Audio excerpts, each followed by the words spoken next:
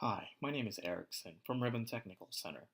I'd like to introduce you to a concept called Proxy ARP, when to use it, and how to configure EdgeMarc to use it correctly. Many times, when you're doing an installation, the customer will already have a firewall in place.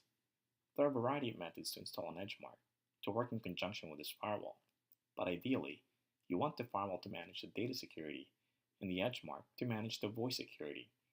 This allows both devices to do what they do best, as most firewalls are not optimized for real-time communications. While the EdgeMarc can be installed behind a firewall, this eliminates a number of key features of the device, like traffic shaping, that cannot be implemented if the EdgeMarc resides behind a firewall. Ideally, you want the firewall and EdgeMarc to effectively be in parallel with one another. Proxy ARP is used to create a bridge between two interfaces in a system.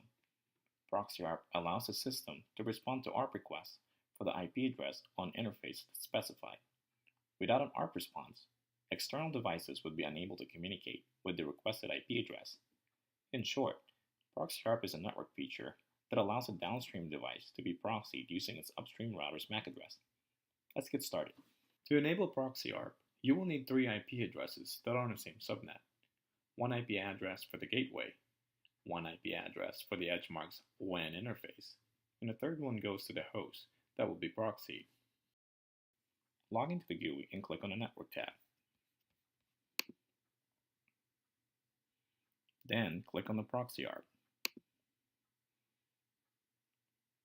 Enter the IP address of the device that will be proxied by the EdgeMarc. Enter 32 on the Network Mask field. Enter the gateway address of the EdgeMarc. Select the appropriate interface from the On Interface drop-down menu. In this example, I'll be using the default value. Press Add, and then press Submit. Once configured, the values entered will be successfully displayed on the above table.